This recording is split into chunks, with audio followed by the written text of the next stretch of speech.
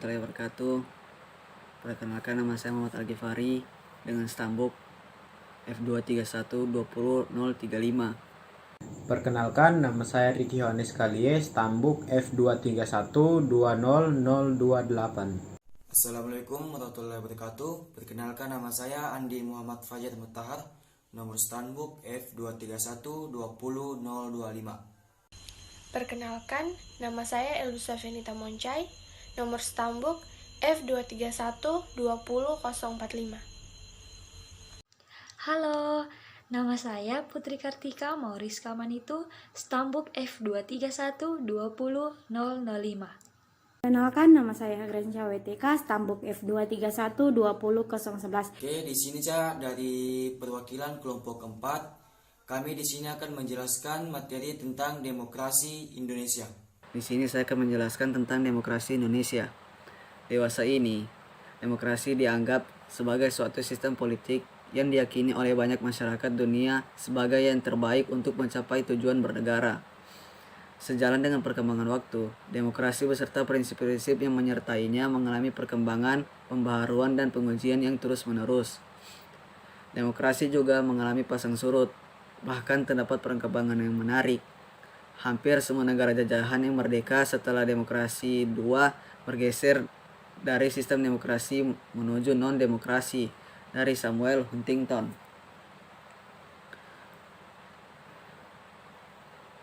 Kriteria dan prinsip-prinsip demokrasi adalah suatu gejala kontinuum di mana semakin banyak prinsip dijalankan maka semakin demokratis negara tersebut.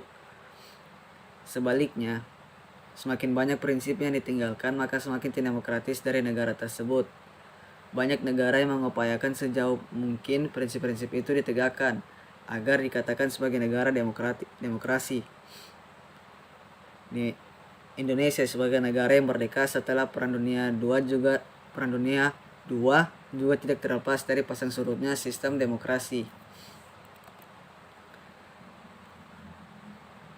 Kemudian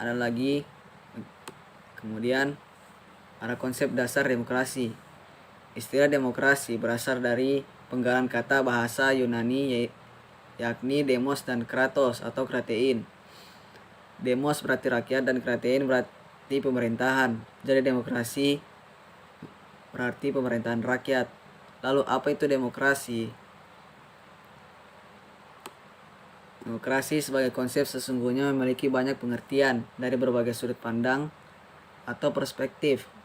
Berbagai pendapat para ahli banyak yang mengupas perihal demokrasi. Contoh yang dikemukakan oleh Abraham Lincoln di atas hanyalah salah satu contoh pengertian demokrasi. Berdasar banyak literatur yang ada, diyakini demokrasi berasal dari pengalaman bernegara orang-orang Yunani kuno, tepatnya di negara kota Polis, Athena, pada sekitar tahun 500 sebelum Masehi. Sistem demokratia Athena akhirnya diambil alih oleh polis lain di Yunani. Demokrasi di Athena ini bertahan sampai dihancurkan oleh Iskandar Agung dari Romawi pada tahun 322 sebelum Masehi. Sejak saat itu, demokrasi Yunani dianggap hilang dari muka bumi. Selanjutnya, Eropa memasuki abad kegelapan atau bisa disebut Dark Age. Gagasan demokrasi mulai berkembang lagi di Eropa, terutama setelah kemunculan konsep nation state pada abad 17. Berdasarkan sejarah singkat tersebut, kita bisa mengetahui adanya demokrasi yang berkembang di Yunani yang disebut demokrasi kuno dan demokrasi yang berkembang di Eropa Barat yang dikenal sebagai demokrasi modern. Lalu apakah demokrasi itu sesungguhnya? Memang tidak dapat pengertian yang cukup yang mewakili konsep demokrasi. Istilah itu tumbuh sejalan dengan perkembangan dan pertumbuhan masyarakat semakin tinggi. Kompleksitas kehidupan suatu masyarakat semakin sulit dan tidak sederhana demokrasi didefinisikan. Sekian dari saya, akan dilanjutkan oleh teman saya. Terima kasih. Assalamualaikum warahmatullahi wabarakatuh. Di sini saya akan melanjutkan materi dari teman saya, yaitu menjelaskan beberapa makna dari demokrasi. Demokrasi dapat kita kategorikan ada 3 makna, yakni demokrasi sebagai bentuk pemerintahan, demokrasi sebagai sistem politik, dan demokrasi sebagai sikap hidup. Saya akan menjelaskan yang pertama, yaitu demokrasi sebagai bentuk pemerintahan. Makna demokrasi sebagai suatu bentuk pemerintahan merupakan pengertian awal yang dikemukakan para ahli dan tokoh sejarah. Misalnya Plato dan Aristoteles. Plato dalam tulisannya Republik menyatakan bahwa bentuk pemerintahan yang baik itu ada 3, yakni monarki, aristokrasi, dan demokrasi. Jadi demokrasi adalah satu dari 3 bentuk pemerintahan. Menurutnya demokrasi adalah suatu bentuk pemerintahan di mana pemerintahan itu dipegang oleh rakyat dan dijalankan untuk kepentingan rakyat banyak. Monarki adalah bentuk pemerintahan yang dipegang oleh seorang sebagai pemimpin tertinggi dan dijalankan untuk kepentingan rakyat banyak. Dan aristokrasi adalah suatu bentuk pemerintahan yang dipegang oleh sekelompok orang yang memimpin dan dijalankan untuk kepentingan rakyat banyak. Ketiganya dapat berubah menjadi bentuk pemerintahan yang buruk, yakni tirani. Tirani adalah suatu bentuk pemerintahan yang dipegang oleh seorang sebagai pemimpin tertinggi dan dijalankan untuk kepentingan pribadi. Sampai saat itu, pemaknaan demokrasi sebagai bentuk pemerintahan masih dianut beberapa ahli. Yang pertama, Sidney Hoek mengatakan demokrasi adalah bentuk pemerintahan di mana keputusan-keputusan pemerintah yang penting secara langsung atau tidak langsung didasarkan pada kesepakatan mayoritas yang diberikan secara bebas kepada rakyat dewasa. Secara lugas menyatakan demokrasi adalah suatu bentuk pemerintahan oleh rakyat. Di sini saya akan melanjutkan yang kedua, yaitu demokrasi sebagai sistem politik perkembangan berikutnya. Demokrasi tidak sekedar dipahami sebagai bentuk pemerintahan, tetapi lebih luas yakni sebagai sistem politik. Bentuk pemerintahan bukan lagi demokrasi, oligarki, monarki, atau yang lainnya. Bentuk pemerintahan dewasa ini lebih banyak menganut pendapatnya Niccolo Machiavelli. Ia menyatakan bahwa negara dalam kurung lo Stato dalam hal ini merupakan hal yang pokok dalam kurung genus 72, sedang spesiesnya adalah republik dan monarki. Monarki adalah bentuk pemerintahan yang bersifat kerajaan. Pemimpin negara umumnya bergelar raja, ratu, kaisar, atau sultan. Sedangkan republik adalah bentuk pemerintahan yang dipimpin oleh seorang presiden atau perdana menteri. Jika bentuk pemerintahan adalah republik atau monarki, maka demokrasi berkembang sebagai suatu sistem politik dalam bernegara. Nah, di sini saya akan menjelaskan yang terakhir, yaitu demokrasi sebagai sikap hidup perkembangan berikutnya. Demokrasi tidak hanya dimaknai sebagai bentuk pemerintahan atau sistem politik, tetapi demokrasi dimaknai sebagai sikap hidup. Jika demokrasi sebagai bentuk pemerintahan atau sistem politik, maka hal itu lebih banyak berjalan pada tingkat pemerintahan atau kenegaraan. Demokrasi sebagai sikap hidup, di dalamnya ada nilai-nilai demokrasi yang dipraktikkan oleh masyarakatnya, yang selanjutnya memunculkan budaya-budaya demokrasi. Muhammad Hatta juga pernah menyatakan bahwa demokrasi memerlukan syarat-syarat hidupnya, yakni rasa tanggung jawab dan toleransi pada pemimpin-pemimpin politik. Tanggung jawab dan toleransi merupakan nilai demokrasi yang akan mendukung sistem atau pemerintahan demokrasi. Nah, sekian dari saya, materi selanjutnya akan dibawakan oleh teman saya. Di sini saya akan menjelaskan tentang prinsip-prinsip demokrasi. Prinsip-prinsip demokrasi telah banyak dinyatakan oleh para ahli. Jika kita mengungkap kembali prinsip demokrasi sebagaimana dinyatakan oleh Soekarno 1981 di atas, menunjukkan pada prinsip demokrasi sebagai suatu sistem politik. Contoh lain misalnya Robert Dahl yang menyatakan terdapat 2 dimensi utama demokrasi, yakni kompetisi yang bebas di antara para kandidat, partisipasi bagi mereka yang telah dewasa memiliki hak politik.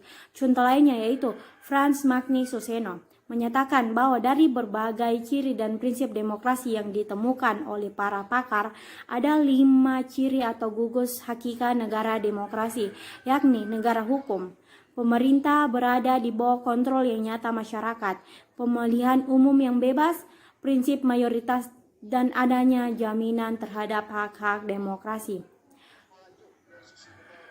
Kebebasan persamaan. Kebebasan dan persamaan adalah fondasi demokrasi. Kebebasan dianggap sebagai sarana mencapai kemajuan dengan memberikan hasil maksimal dari usaha orang tanpa adanya pembatasan dari penguasa. Jadi bagian tak terpisahkan dari ide kebebasan adalah pembatasan kekuasaan penguasa politik. Demokrasi adalah sistem politik yang melindungi kekuasaan warganya, sekaligus memberikan tugas pemerintah untuk menjamin kebebasan tersebut. Demokrasi pada dasarnya merupakan pelembagaan dari kekuasaan. Persamaan merupakan suatu sarana penting untuk kemajuan setiap orang. Dengan prinsip persamaan, setiap orang dianggap sama tanpa dibeda-bedakan dan memperoleh akses dan kesempatan sama untuk mengembangkan diri sesuai dengan potensinya. Demokrasi berasumsi bahwa semua orang sama derajat dan hak-haknya sehingga harus diberlakukan sama pula dalam pemerintahan. Kedaulatan rakyat. Konsep kedaulatan rakyat pada hakikatnya kebijakan yang dibuat adalah kehendak rakyat dan untuk kepentingan rakyat. Mekanisme semacam ini akan mencapai dua hal. Pertama, kecil kemungkinan terjadi penyalahgunaan kekuasaan. Dan kedua, terjaminnya kepentingan rakyat dalam tugas-tugas pemerintah. Perwujudan konsep lain kedaulatan adalah pengawasan oleh rakyat. Pengawasan dilakukan karena demokrasi tidak mempercayai kebaikan hati penguasa. Betapapun niat baik penguasa, jika mereka menafikan kontrol atau kendali rakyat, maka ada dua kemungkinan buruk. Pertama, kebijakan mereka tidak sesuai dengan kebutuhan rakyat. Dan kedua, yang lebih buruk, kebijakan itu korup dan hanya melayani kepentingan penguasa. Di sini saya akan melanjutkan materi dari teman saya. Indikator demokrasi. Kerangka kerja penilaian demokratisasi dan telah dirumuskan apa yang diinspirasi konsep yang dikembangkan oleh David Bentham dalam membuat indikator demokrasi. Bentham menerjemahkan kedaulatan rakyat secara lebih spesifik menjadi faktor kontrol populer dan faktor kesetaraan politik. Kontrol populer memanifestasikan hak-hak yang dimiliki oleh masyarakat untuk mengontrol dan mempengaruhi kebijakan publik dan para pembuat kebijakan. Perlakuan terhadap masyarakat harus didasari pada keyakinan bahwa setiap orang harus diperlakukan dengan rasa hormat yang setara. Setiap orang memiliki kapasitas yang setara dalam menentukan pilihan. Pilihan tersebut dapat mempengaruhi keputusan kolektif dan semua kepentingan yang mendasari pilihan tersebut harus diperhatikan. Kerangka kerja utama dibagi menjadi tiga komponen utama. Pertama, kerangka hak-hak warga negara yang kesetaraannya terjamin. Termasuk di dalamnya adalah akses pada keadilan dan supremasi hukum. Juga kebebasan berekspresi, berserikat dan berkumpul dan hak-hak dasar yang memungkinkan masyarakat untuk memperoleh atau menjalankan hak-haknya secara efektif. Komponen pertama ini terdiri dari dua tema, yaitu satu, kewarganegaraan yang setara, dan dua, hak-hak sipil dan politik. Komponen kedua, institusi-institusi pemerintah yang representatif dan akuntabel. Tercakup di dalamnya adalah pemilu yang bebas dan adil yang menyediakan perangkat agar pilihan dan kontrol populer atas pemerintah dapat dilaksanakan. Termasuk juga di dalamnya adalah prosedur-prosedur yang menjamin akuntabilitas pejabat publik. Komponen kedua terdiri dari 6 tema, yaitu 1. Pemilu yang bebas dan adil, 2. Partai politik yang demokratis, 3. Hubungan sipil militer, 4. Transparansi dan akuntabilitas pemerintahan, 5. Supremasi hukum, 6. Desentralisasi.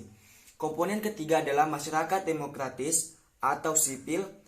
Cakupan komponen ini meliputi media komunikasi, asosiasi sipil, proses konsultatif, dan forum-forum lainnya yang bebas dan pluralistik.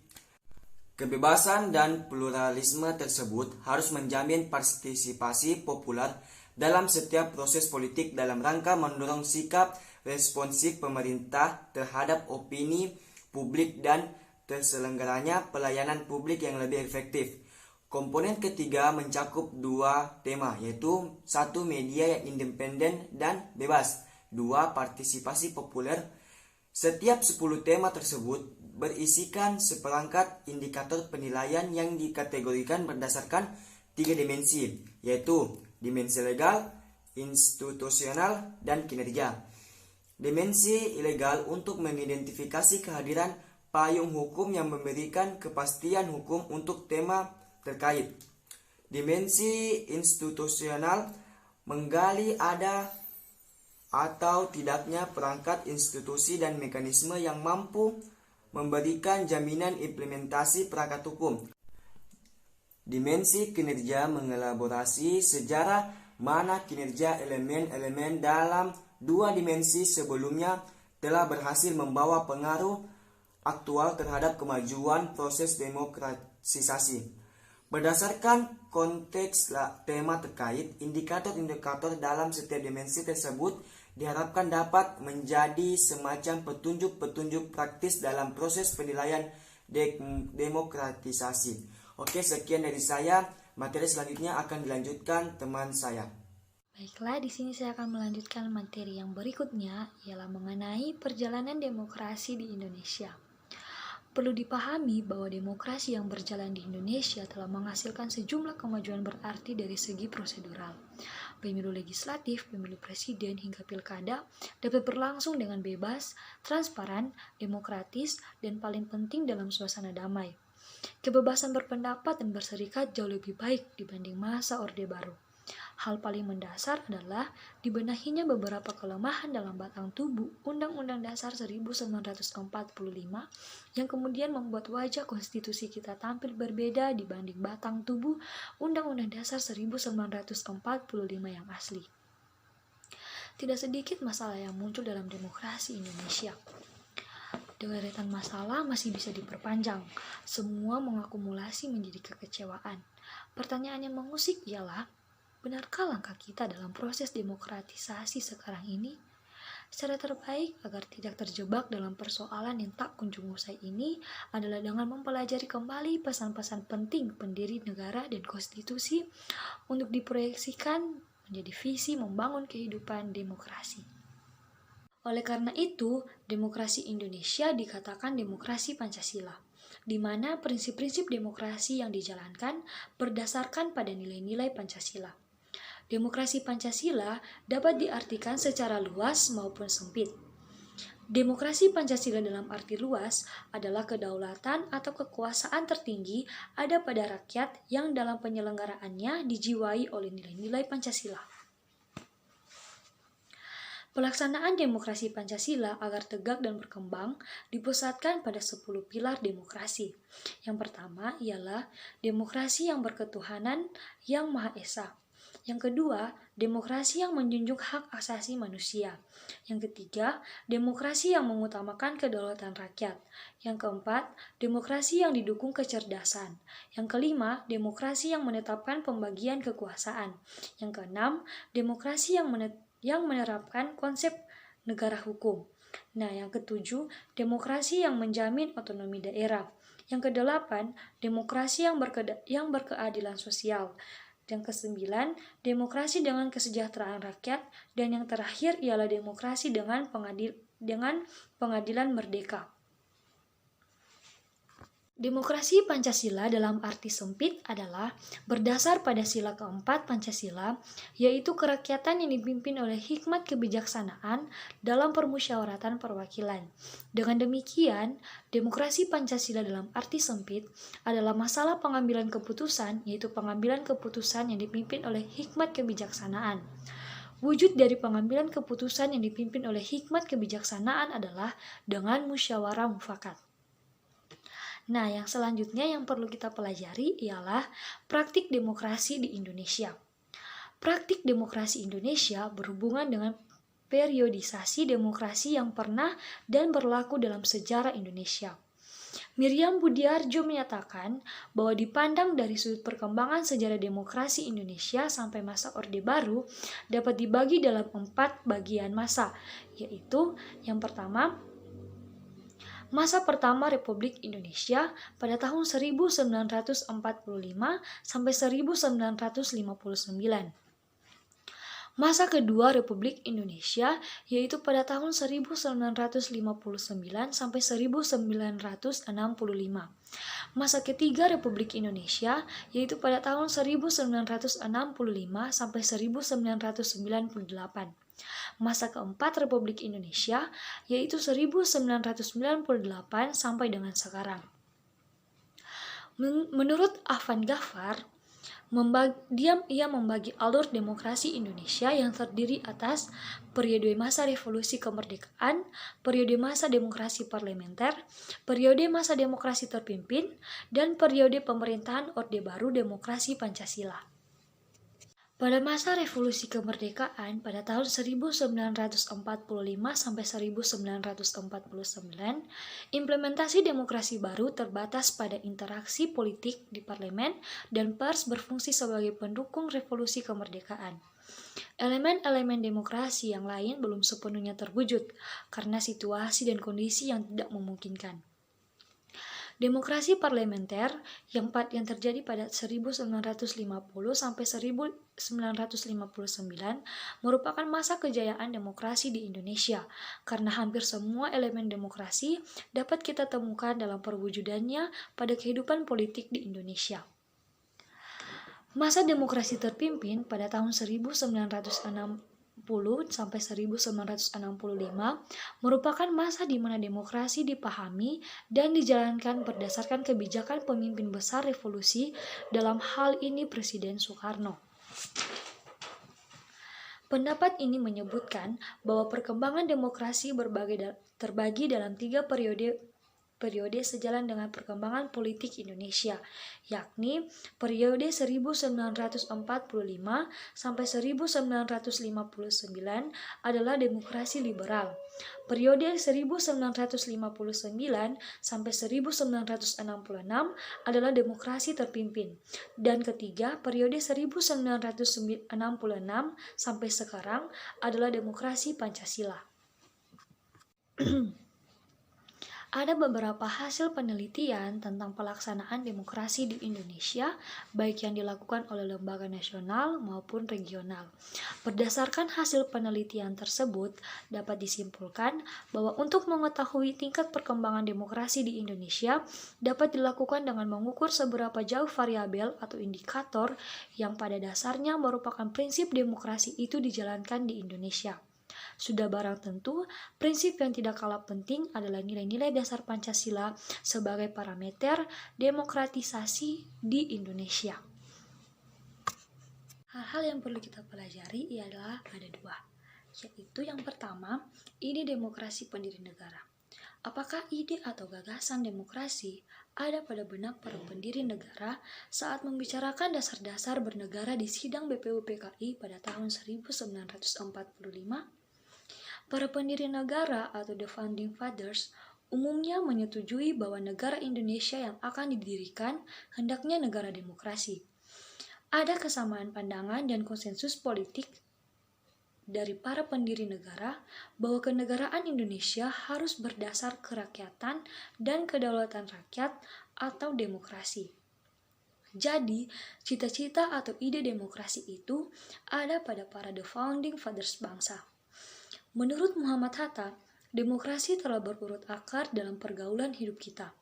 Bangsa Indonesia sejak dahulu sesungguhnya telah mempraktekkan ide tentang demokrasi meskipun masih sederhana dan bukan dalam tingkat kenegaraan. Dikatakan bahwa desa-desa di Indonesia sudah menjalankan demokrasi, misalnya dengan pemilihan kepala desa dan adanya rembuk desa. Itulah yang disebut dengan demokrasi asli. Demokrasi asli itu memiliki 5 unsur atau anasir, yaitu rapat, mufakat, gotong royong, hak mengadakan protes bersama, dan hak menyingkir dari kekuasaan raja absolut. Namun demikian, demokrasi desa tidak bisa dijadikan pola demokrasi untuk Indonesia modern. Kelima unsur demokrasi desa tersebut perlu dikembangkan dan diperbarui menjadi konsep demokrasi Indonesia yang modern. Demokrasi Indonesia modern menurut Muhammad Hatta harus meliputi 3 hal, yaitu demokrasi politik, demokrasi ekonomi, dan demokrasi sosial. Demokrasi Indonesia tidak berbeda dengan demokrasi di Barat dalam bidang politik. Hanya saja, demokrasi di Indonesia perlu mencakup demokrasi ekonomi dan sosial, sesuatu yang tidak terdapat dalam masyarakat Barat. Saat ini, ide demokrasi tersebut terungkap dalam sila keempat Pancasila, yakni kerakyatan yang dipimpin oleh hikmat kebijaksanaan dalam permusyawaratan perwakilan, dan pada pasal 1 ayat 2 Undang-Undang Dasar 1945, yakni kedaulatan berada di tangan rakyat dan dilaksanakan menurut Undang-Undang Dasar 1945. Pendidikan demokrasi. Pada bagian awal telah dijelaskan bahwa demokrasi bukan sekedar bentuk pemerintahan maupun sistem politik, melainkan demokrasi adalah sikap hidup yang harus tumbuh dan berkembang dalam diri warga negara, baik yang sedang memerintah atau penyelenggara negara, maupun yang tidak sedang memerintah, yaitu warga negara biasa. Demokrasi paling tidak mencakup 2 hal, yaitu struktur dan kultur. Sekiranya bisa diibaratkan sebagai rumah. Nah, rumah demokrasi membutuhkan 2 hal, yaitu struktur demokrasi dan kultur demokrasi. Di dalam alam demokrasi, harus ditumbuhkan kesadaran bahwa demokrasi hanya akan tumbuh kuat jika didukung oleh warga-warga yang demokratis, yakni warga yang memiliki dan menjalankan sikap hidup demokratis. Menumbuh kembangkan budaya demokrasi dapat dilakukan melalui pendidikan demokrasi. Pendidikan demokrasi juga pada hakikatnya adalah sosialisasi nilai-nilai demokrasi, supaya bisa diterima dan dijalankan oleh warga negara itu sendiri. Pendidikan demokrasi secara substantif menyangkut sosialisasi, diseminasi, aktualisasi, dan implementasi nilai, konsep, dan praktik demokrasi melalui pendidikan. Pendidikan demokrasi juga bertujuan untuk mempersiapkan warga masyarakat berperilaku dan bertindak demokratis, melalui aktivitas menanamkan pada generasi muda akan pengetahuan, kesadaran, dan nilai-nilai demokrasi. Pendidikan demokrasi juga pada dasarnya membangun kultur demokrasi yang nantinya bersama dengan struktur demokrasi akan menjadi pondasi bagi negara meliputi 3 hal, yaitu yang pertama, kesadaran bahwa demokrasi adalah pola kehidupan yang paling menjamin hak-hak warga masyarakat itu sendiri. Demokrasi adalah pilihan terbaik di antara yang buruk tentang pola hidup bernegara. Yang kedua, demokrasi adalah sebuah learning proses yang lama dan tidak sekedar meniru dari masyarakat lain. Ketiga, kelangsungan demokrasi tergantung pada keberhasilan mentransformasikan nilai-nilai demokrasi pada masyarakat. Lebih lanjut, bisa dikatakan bahwa pendidikan harus mampu melahirkan manusia-manusia yang demokratis. Tanpa manusia yang memegang teguh nilai-nilai demokrasi, masyarakat yang demokratis hanya akan merupakan impian belaka. Pendidikan demokrasi secara luas dapat dilakukan baik secara informal, formal, maupun non-formal. Secara informal, pendidikan demokrasi bisa dilakukan di lingkungan keluarga yang menumbuh kembangkan nilai-nilai demokrasi itu sendiri. Sedangkan secara formal, pendidikan demokrasi dilakukan di sekolah, baik 108 dalam bentuk intra dan ekstrakurikuler. Sedangkan secara non-formalnya, pendidikan demokrasi berlangsung pada kelompok masyarakat, lembaga swadaya, partai politik, pers, dan lain sebagainya. Penting untuk memberi perhatian mengenai pendidikan demokrasi formal, yakni di sekolah atau lembaga pendidikan lain, termasuk pendidikan tinggi. Hal yang sangat penting dalam pendidikan demokrasi di sekolah adalah mengenai kurikulum pendidikan demokrasi yang menyangkut dua hal, yaitu penataan dan isi materi. Yang kedua, penataan menyangkut pemuatan pendidikan demokrasi dalam suatu kegiatan kurikuler, apakah secara eksplisit dimuat dalam suatu mata pelajaran atau mata kuliah, ataukah disiapkan ke dalam mata pelajaran umum. Sekarang ini, mata pelajaran dan mata kuliah pendidikan kewarganegaraan memuat misi sebagai pendidikan demokrasi. Nah, isi materi kali ini berkenaan dengan kajian atau bahan apa sajakah yang layak bagi pendidikan demokrasi. Agar benar-benar berfungsi sebagai pendidikan demokrasi, maka materinya perlu ditekankan pada 4 hal, yaitu asal-usul sejarah demokrasi dan perkembangan demokrasi, sejarah demokrasi di Indonesia, jiwa demokrasi di Indonesia berdasarkan Pancasila dan Undang-Undang Dasar 1945, perkembangan konsep demokrasi dari mulai konsep awal sampai sekarang menjadi konsep global sekarang ini. Jadi, materi tentang demokrasi Indonesia mempelajarkan anak tentang kelebihan, kekurangan, serta bentuk-bentuk ideal demokrasi yang tepat untuk Indonesia.